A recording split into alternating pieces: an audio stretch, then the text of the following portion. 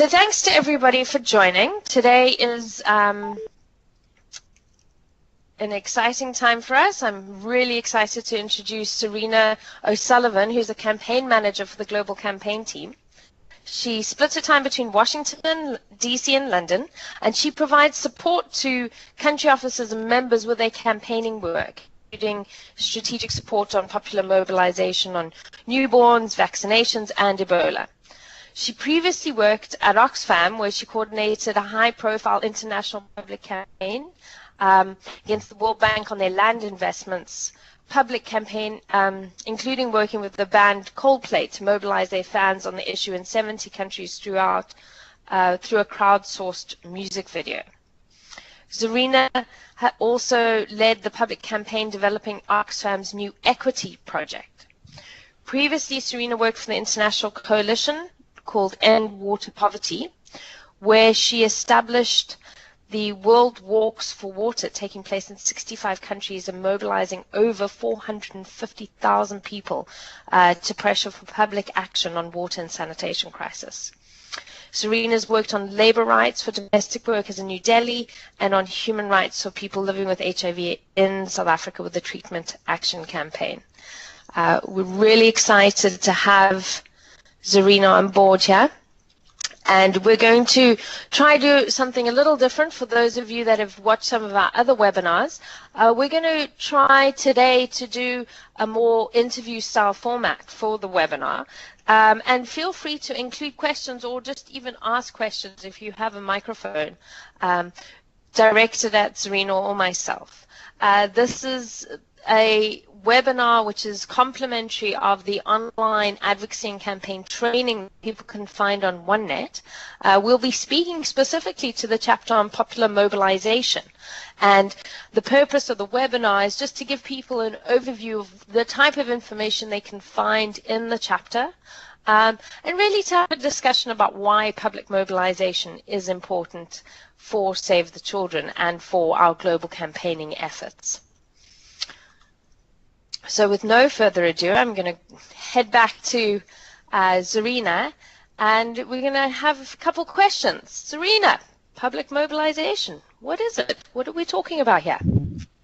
Well, it's pretty clear, actually.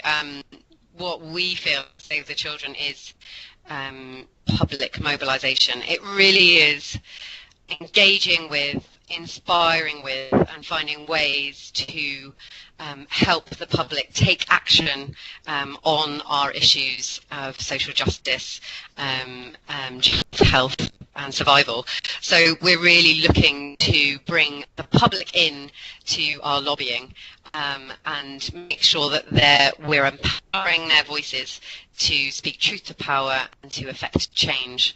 So it's really about making sure that we're involving the public in the lobbying work that we do. And we're not just involving them for the sake of it, just for communications, we're involving them so we can actually pressure for change on a big scale. Great. So do you want to just give us a few examples, maybe in the last couple of months, what has been happening around public mobilization that we think is important for kind of taking forward our work, both in terms of everyone, but also across the board in terms of children's issues? Well, I mean, I'd like to actually look a bit outside of our sector for some examples of public mobilisation. We've got really strong examples of very strategic, targeted mobilisation within our campaign. So, for example, lots of our countries got involved with building a newborn blanket that is being used as a symbol of hope and pressure to deliver change for mothers and newborns globally. So we involved the public by asking mothers, women, activists, campaigners, midwives in some of the communities we work with and some of the groups and partners we work with to contribute to this newborn blanket of hope. So it was a way of being very strategic in asking them to join with this global symbol and and join in with our actions. But if we take a moment, and we're pretty bad at this, and we're so busy at looking down at our own desks and our own strategies, but looking out to the broader sector, you see really exciting public campaigning, public mobilisation on a wealth of social justice issues at the moment. Just on the news last night and the front pages, you see pro-democracy campaigners taking non-violent action in Hong Kong.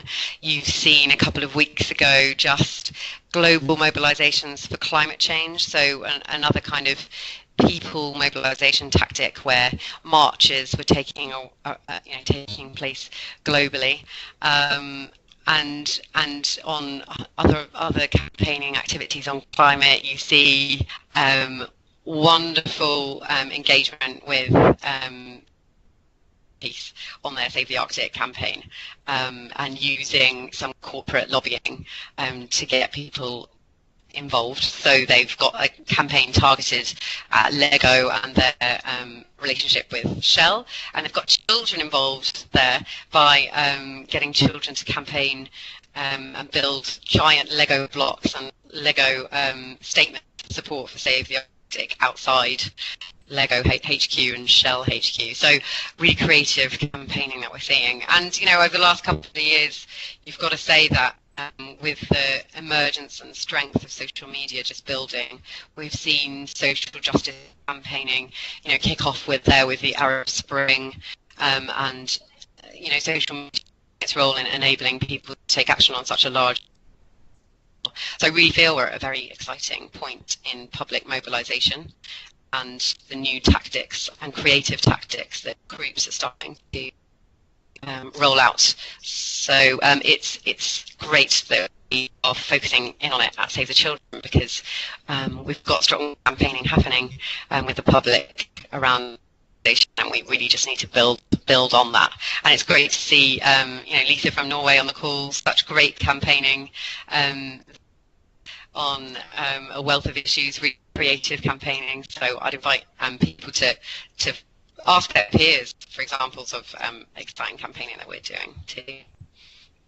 Great, absolutely. Serena, just before we move on, can you just confirm if you're sharing your PowerPoint? We don't have any document up at the moment, and I was just wondering. It still says it's uploading, but I can try to share my desktop instead. It says it's uploading. It's quite a big file, but we don't need it for the minutes, I don't think. It's just all right. So just to let everybody know, we will also have a copy of Serena's PowerPoint available on OneNet, just in case you want to revise that or even use some of her slides in the work that you're doing. So Serena, you've told us about a lot of examples of popular mobilization and engaging the public. And in some parts of Save the Children, this is not our kind of strongest point. We've got really good experience in lobbying and kind of policy engagement, advocacy, that we've been very successful for. So talk us a little bit through why we should be looking at adding popular mobilization to our kind of toolbox of tactics when we're trying to influence governments and international donors to put in place responses for children. Just that is that's a fair question, Shani. We've got such strong advocacy capacity for children. We're really we churn out reports. We're the first on the speed dial for lots of ministers around the world, and we have those strong relationships with government and across the sector. So I feel that kind of insider strategy we're doing so fantastically, and what we need to build on is the successes we've had on the outside strategy too, because I suggest for change you need both an insider strategy, those great relationships, and to be pressuring in those lobby meetings, and then you also need to be able to show those government ministers and those people that rely on an electorate to stay in power, that the people who are voting on those voting slips are passionate about our issues, and what better than to find creative ways to mobilise the public around our issues. So an example of a campaign I ran publicly was on the World Bank and their land grabs involvement. So this is an interesting example because Oxfam had been engaging with the World Bank, pressuring them, having a really good, strong relationship on an insider strategy to change their safeguarding policies for land investments. But it'd been about 15, 17 years of those kind of lobbying meetings, and they really felt our lobbying colleagues that we needed to exert some kind of external pressure, because we're very aware that the World Bank as an institution cares a lot about its brand, its profile with the public and with governments, because they rely on government replenishment. So they were very aware of the importance of public pressure, and so just a few strategic public interventions, such as a global petition, some bringing in some celebrity influencers to join our cause, bringing in some other public bodies to support our sort of lobbying, just meant that the World Bank in 6 months actually moved forward to where we needed them to be on rewriting their safeguarding policies. And so there's a lot more work to do with them, but the public campaigning acted as a catalyst, a way to shove forward that lobbying that had become stuck at certain points. So I think we must look at public mobilisation as a very useful tactic when done strategically, to move forward advocacy and lobbying agendas at important moments. Great, and that is a great example. I think many of us have seen some of the public mobilization around entities such as the World Bank, and the recent climate change march that happened in New York last week, which I think you were in, Serena. I was, yeah. It was exciting. It was really exciting to see 400,000 others on the streets of New York. And we often think of America as a place that public mobilization doesn't work so well, but I think you see that climate march and you see that it was part of a global movement. You can see that it really did set a higher agenda and gave more pressure to the climate summit that happened just the day afterwards in New York. It set the tone, it set the ambition for those decision makers attending, and hopefully will set the tone for the next 15 months of climate negotiations leading to the Paris summit at the end of next year. Great. Yeah, I mean, we're watching that very closely. It'll be very interesting to see how that carries on. For those listeners that are online and on the phones, if you have any questions that you'd like to direct to Serena, or examples of popular mobilization that you've had experiences, please do share. You're more than welcome to use your microphones, or you could type in the IM section of the webinar. We'd love to hear from you in this discussion. So Serena, I'm gonna ask you some tough questions here, because this is part of the challenge that we have at Save the Children. It's popular mobilization is something we've been doing to a certain degree, but it's really hard to kind of monitor and evaluate. It's really hard to be able to demonstrate, to show a really clear link between our popular mobilization efforts and actual change in the policy sphere, and it's a matter of much debate. So I'd just be interested in your thoughts on, how does popular mobilization move a target? How do we know that it moves this target? How do we know it's being effectively done? So you've hit the nail on the head there, Shani, to one of the big challenges for public mobilisers and campaigners. It's really hard to directly attribute change on a policy level with a target to public mobilisation, especially when we know that public mobilisation is part of a toolkit of many other tactics that we employ to affect change. So I think that is the real challenge for the sector, is to improve our monitoring, our evaluation and learning, to ensure that we set strategic objectives for our public mobilisation, we realise what part of strategies our public mobilisation activities are contributing to, and that we're brave in attributing change to some of our activities. But to those who think that public mobilisation alone as a tactic can move a target, I'd say you need to think again. Public mobilisation of lobbying, advocacy, and relationship building, as well as communications, and that toolkit works together to affect that change. So I struggle to look for examples where public mobilisation alone has moved a target. You see really strong mobilisations in India, for example, against corruption. You had, I forget the number, I think it was around 35 million missed calls taken to support the anti-corruption campaign in India. But it wasn't just that public push that made the change happen. You've got really strong lobbying moving through Parliament that was being highlighted. Serena, I'm going to ask you to turn off your desktop. We've got to be brave in attributing access to public campaigning. Absolutely. Sorry, Serena, I'm going to ask you to turn off your desktop. It's interfering with the sound. And I think the conversation is probably really important here. Okay, yeah. That. So, yeah, I mean, so what I'm getting is you're saying it's not just about using public mobilization, it's about using all of the tools in our toolbox in a strategic and sophisticated way to take forward the change that we're looking for. You spoke about strategic objectives in public mobilization. Can you give us just one or two examples of what a strategic objective related to popular mobilization would look like? So I think you could look at splitting down your objectives on public mobilisation, being really clear, which donors you're trying to influence, which developing country governments you're trying to influence, by which date, how, what kind of tactics you're employing. Are these physical mobilisations like marches?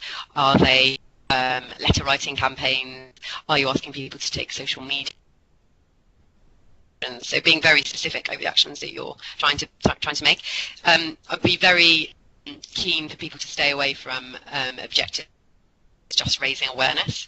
I think that's a dangerous objective to have. It's good to obviously show public support for something, but just to build awareness is something that's very hard to do as a non-profit, as an NGO, and something that's not targeted enough, I'd say. So being having smart objectives as public mobilisers is just super important, because then we'll be able to monitor our success and attribute it, and then hopefully attract more donor money for our campaigning activities. There are very few donors who get it and are willing to donate to public mobilisers, and that's our fault to be much clearer about how we can deliver results for their funding.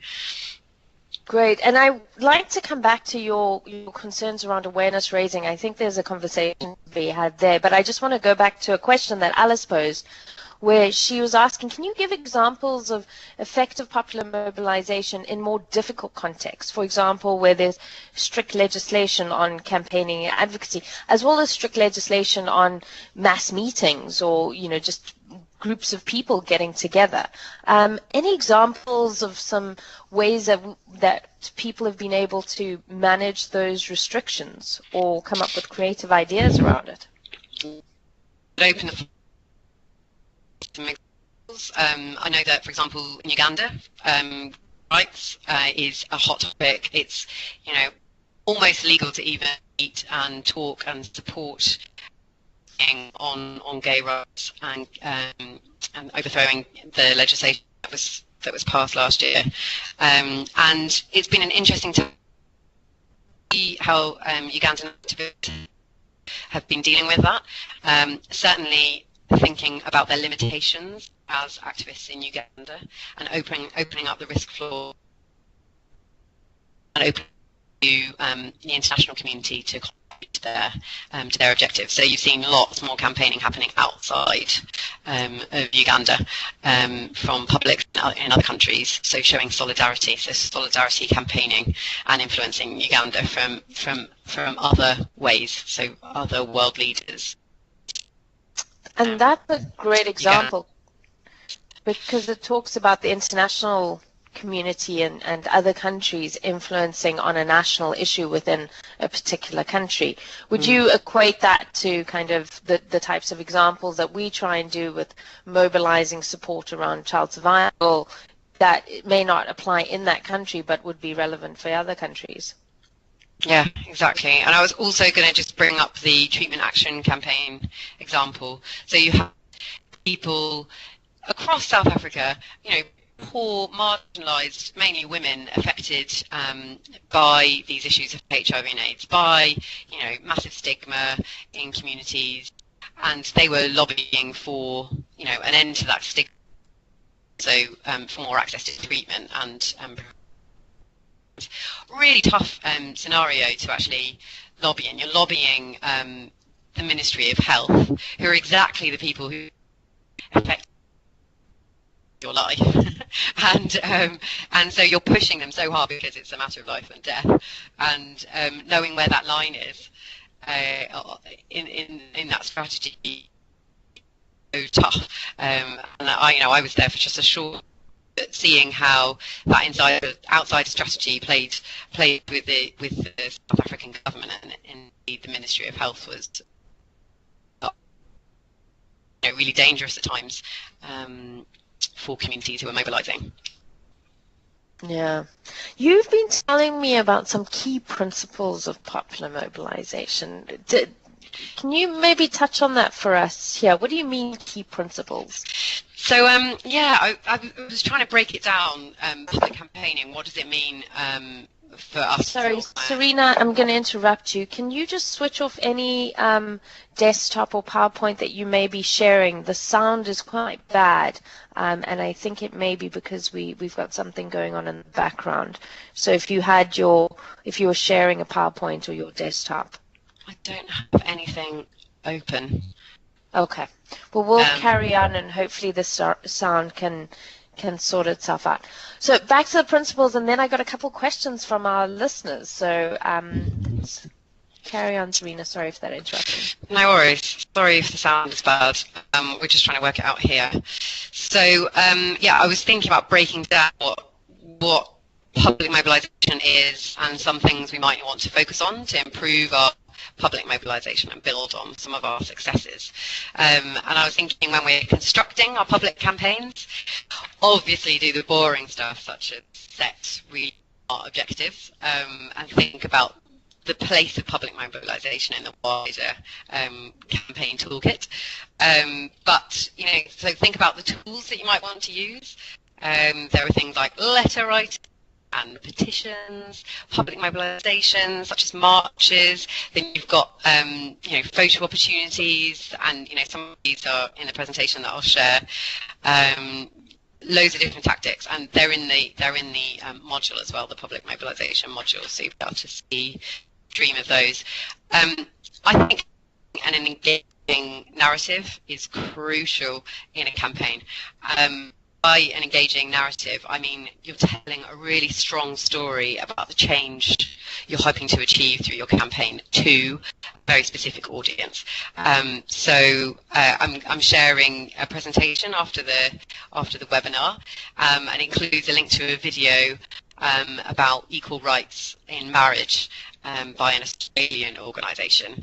It tells a really powerful, emotional story about the positive future we can imagine being in if the campaign wins. And it's just a fantastic way of inspiring people with hope and happiness for the future. And people respond well to that. We don't, with our issues, just need to depress people and tell them how awful the situation is. I feel like we need to build people's excitement towards a positive future. People like to join campaigns that have a notion of happiness and success at the end point. So, you know, we should be very mindful of that and build into our narrative. I think we need to be much better at knowing our audience. We like to campaign to everybody. You know, everyone should care about child survival. Everyone should care about newborn health. But if we're really trying to mobilize a group of people to take action, you've got to think about who would be the most powerful group here to take action, become involved to affect change. And so, for example, with the newborn strategy, it would obviously be really powerful to see lots of young mothers in our priority countries and in our donor countries standing up and saying, you know, they want this to be a priority governments. So how can our campaigning reach and enable that audience to participate in our campaign? So that means that you're designing activities that would appeal to that audience, that you know, they're suitable for that audience, and they're fun maybe for that audience to join in with. So knowing your audience, and you know, there's an example from the much berated Coney 2012 campaign. You know, terrible campaign, wrong target. The narrative was, though, very inspiring for their audience. So they knew their audience, the people they wanted to take action. This organisation was college students in the US, and it was built perfectly for them. If you went to the website after watching the film that many of you might have seen, you would see college students, young people, all over the website, and you know, people, the target audience, they are reflected in the communications that the organisation built, so they felt part of the movement, and that's really strategic and really important of them. And then also the action of that campaign was a share. They wanted people to share the video. What a perfect action for the social media generation. They knew their audience and the types of actions that they wanted them to take, and they streamlined everything towards them. So yeah, an engaging narrative, knowing your audience, and you know, using lots of tools, and then also I think just the right packaging. There's an example in the presentation that we'll share about the Tobin tax campaign. Now, you probably have never heard of the Tobin tax campaign, because that sounds like the most boring thing ever. and it is. The Tobin tax was a very kind of academic idea about you know, finding a way to tax financial transactions. They called it the Tobin tax, I think, after the guy who thought up of the idea. And it really wasn't inspiring anybody to care at all until they decided to involve Richard Curtis and other creatives, and they came up with a new title for the idea, which was the Robin Hood tax. And you know, really strong creative work around tapping into the idea of Robin Hood, you know, taking from the rich to give, you know, to give to the poor, and soon, you know, people were popping up in Robin Hood hats all over the world, asking for this financial transaction tax. So something that was very like niche and boring, you know, a financial transaction tax, suddenly became sort of quite engaging and creative, and enabled people to participate. So another really strong example of making sure that we're packaging our issues in the right way and in an engaging way for our audiences. And I wonder if anyone else had any other principles. Yeah, we've got a couple talk questions. About, you know, simple. Great. We've got a couple questions here, and I'd like to go through them. Nadim, does your microphone work? You said you wanted to ask Serena a couple questions around engaging the government when their priorities are different. Let me know if you can use your microphone and speak up. Otherwise, feel free to type in more details. I'm going to move on to Lisa and Nadim. If you can just let me know if you get onto the microphone. Lisa's telling us from Norway. Lisa, can you use your microphone? Do you just want to speak? Or I can read it out. We can unmute you. To unmute, you just press the little microphone icon on the top left-hand corner. All right, I'll carry on reading. Lisa writes, in Norway, we're currently discussing the value of running a campaign aimed to inform, create business with a target group rather than asking for concrete action. So bringing us back to our discussion on awareness raising, Serena. Hard to measure success, but can still pay off in a long-term perspective. Or what do you think? Does a campaign always have to involve action? It's such an interesting question, and something I think about often, because the public, we're trying to mobilize them and make them our cheerleaders, our powerful voices in the community and to these governments. So with strong public mobilization, you're ensuring that it's not just Save the Children and our staff campaigning for change, it's thousands and millions of others all talking with the same voice and the same message to many, many different targets. So that's fantastic. And I do believe that it's a sustainable change to build on changing awareness, changing views and opinions, building that intolerance for the high numbers of child deaths that we're seeing in the world, and increased awareness and increasing that intolerance will mean that these people take action. But I feel like I'm really happy to be challenged, but an organisation Save the Children can't just raise awareness and build that intolerance. It must be able to say, from our experience, from our expertise, from our running programs across the world, we think this is the change that's going to make the difference. This is a systemic change. People trust us to frame the changes that are going to make the difference. And I'd argue that perhaps it's empowering and more exciting for people to hear that.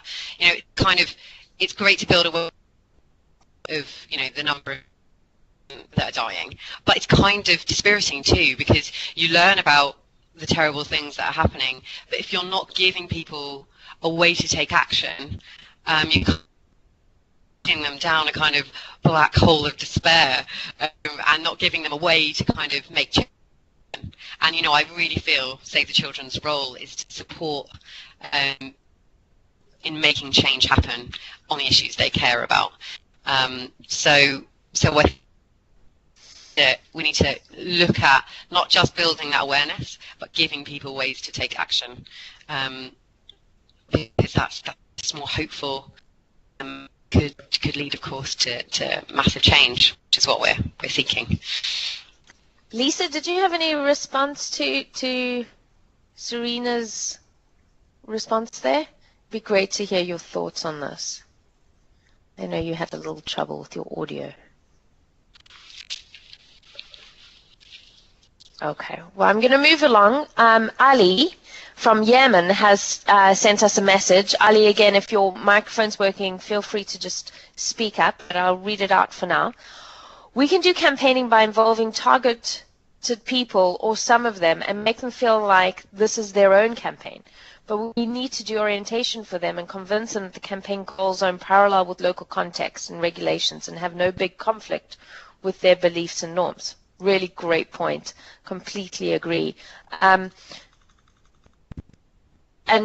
Ali, are there any examples in Yemen where you've been able to do this type of work? And what do you mean by conflict with their beliefs and norms? I'd be really interested in your experience there. I don't know if your microphone is working. I hope it is. It seems like we may have lost Ali. All right. Ali's typing. Serena, any thoughts on that in terms of conflict with beliefs and norms and giving people kind of that tailored message? I think you've again hit the nail on the head. It's about tailoring your messaging and making it suitable for your target audience, so that it's always safe to campaign and it's strategic to campaign. So again, that's a challenge for an NGO, but I hope we're striking the balance well in coming up with our international, regional, national and local campaign objectives and strategies, and that they're all adaptable to all the hundreds and thousands of different contexts that we work in. So yeah, that is a challenge for us. But I hope we're doing that well by ensuring our strategies are adaptable and our tactics and our activities are, open source, so that people can participate in the right way for them. And the conflict with beliefs and norms is just one of the risks that we face in terms of planning our popular mobilization. We can get into a lot of trouble in some places for this type of work. Do you want to talk a little bit about kind of what are the risks that we should be considering and how that would inform our decisions around popular mobilization? There's lots of risks involved in public campaigning, especially if we're trying to involve children as our campaigning voices. We work in really dangerous situations on dangerous issues for the people that we're campaigning with around the world. So I feel like it's just about being highly strategic in the way that you plan, and making sure that you're aware of the risks in the area that you're campaigning with. And hopefully we're able to do that well, because it's not me in London setting strategies for our campaigning in countries like the Yemen. It's our brilliant campaigners in the Yemen constructing their own campaigns and very aware of the the local risks involved in doing that campaigning. So always having a strong risk management section in any popular campaigning strategy, and a really strong child safeguarding section if you are involving children. So, for example, with the Race for Survival, every national event or local event must have a child safeguarding lead and strategy. So, and there's a lot of help to do that, of course. You can find resources through OneNet about safeguarding, and there are international focal points too for more advice. Great, thanks. And you talk about kind of a campaigner being able to assess these risks. What are some of the other skills that we need people to have to do effective popular mobilization? What are some of the things you think, when we're hoping people are doing this course, what are some of the elements of the course that you think would be really helpful in the skills that they need to kind of think about enhancing or bringing to the table to do this work effectively? Well, I think the wonderful thing about public mobilisation is that it's so accessible to anyone to get involved and start working on it. You don't need a degree, you don't need 50 years of experience to do this well. I think what you need to have is a strong awareness of the tools and tactics available to you, strong management experience, project management experience, so being able to manage many strands of work at the same time, and being really focused on the change that you're hoping to seek, that all of your public mobilization tactics lead to that change. So we can be really creative with our campaigning, but let's make sure that creativity is kind of focused that we're seeking, and the messaging that you're trying to push out with your campaigning. I think public mobilisation is something for anyone to have a go at, to work as a team in. I've worked with some really strong lobbyists and advocates and policy guys who are just the best at public mobilisation and think ways the public can take action. So yeah, it's definitely not a closed group. This is something that everybody to take part in and build in, and it's going to be really important increasingly to see the importance of showing public support for advocacy. It's going to be important that more people get involved. So it's great we've got this group on the call, and we need to make sure that we're involving others in our campaign planning. And it's so interesting actually. There's an example from Greenpeace and their campaign against Volkswagen, and trying to make them champions for carbon emissions. So come up with an interesting campaign. How can we get the public to influence and push Volkswagen to do better on emissions? And they were really stuck. A few weeks. They got a creative agency. They didn't really know. Anyway, they did their whole organisation brainstorm And the dude in the finance department was like, "How do you use, Star Wars as a kind of framing for the campaign, and you could Volkswagen to stay away from the dark side." And soon enough it was, and they called it their chair bouncy moment, because everybody started bouncing around on their chairs of excitement. Suddenly all the creativity flowed, and they had this huge global campaign, which, they won, which asked Volkswagen to stay away from the dark side, and they played on Volkswagen's campaigning, which used Darth Vader in their campaign adverts, and they had stormtroopers all around the world on their lawn. And the idea came from their finance department. So you never know the best ideas are going to come from. So yeah, let's be much more sort of welcoming and to other staff and being involved.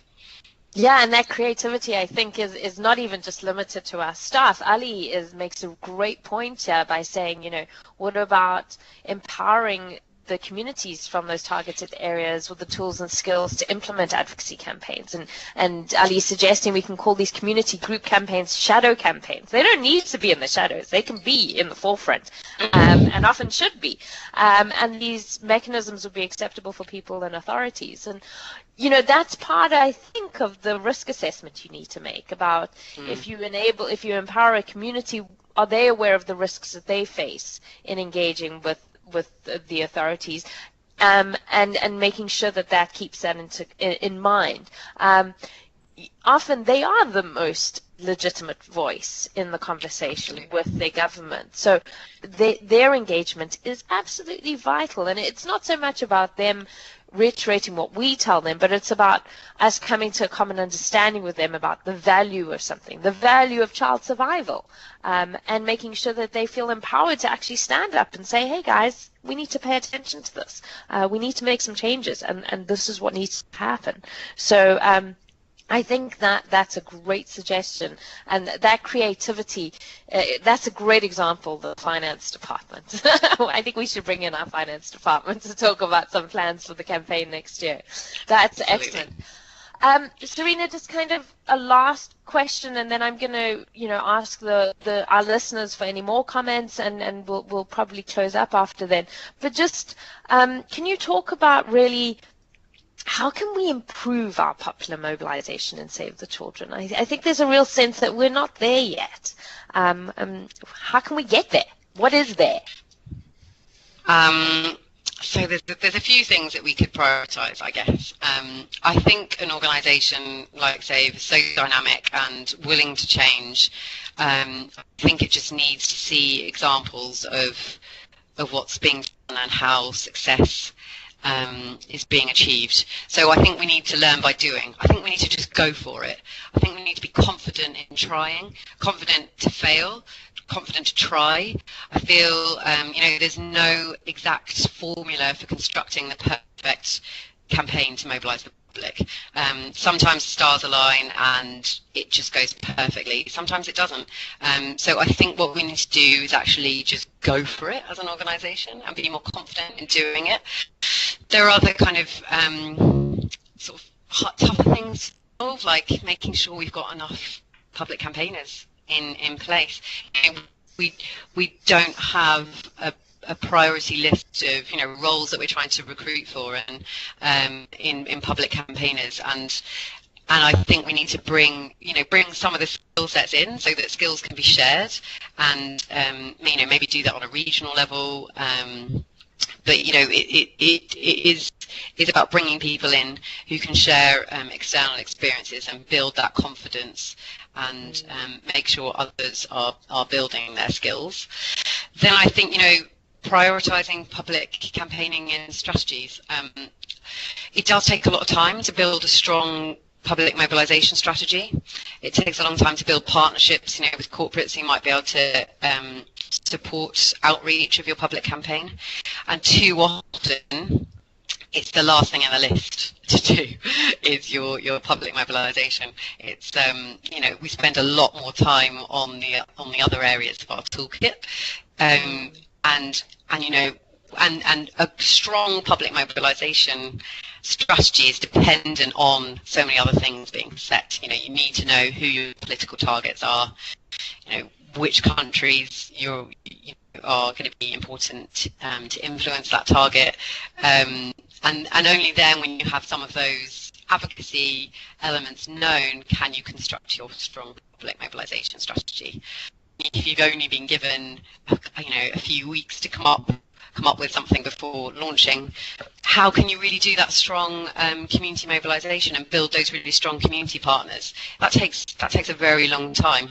How can you build those corporate relationships, which might be able to mean your campaign message is taken to the masses in your target countries? So I feel like prioritising campaigning aspects of strategy and should be part of any strategy is bringing. We must look to ourselves as campaigners. Are we pushing as hard as we can to have public mobilisation prioritised, and are we making sure that we've got really strong smart objectives, and are we making sure we're doing really strong monitoring and evaluation of our campaigning? Then I think we'll be able to prove success, prove how our strategies are managing to make change happen, and that will build more confidence and hopefully bring more money in for that public campaigning from donors. Great, thanks Serena. Thank you so much for your time. And just a plug for, we do have a chapter on monitoring and evaluation for advocacy and campaign in the online training. So if you are interested in that component, which is really important, please do take a look at that chapter for more information.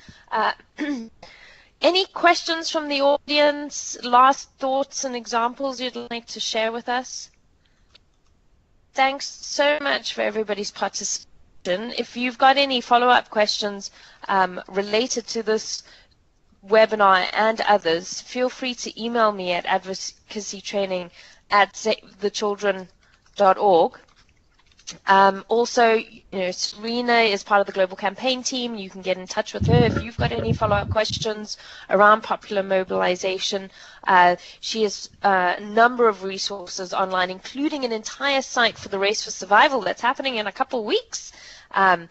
Serena, how many countries have we got participating in the Race for Survival? I think it's about 5 now, and writing every region around the world, and a really strong narrative on children trying to survive in the toughest places. So trying to bring that narrative message through for the first time. So let's see how it goes and on the success for next year.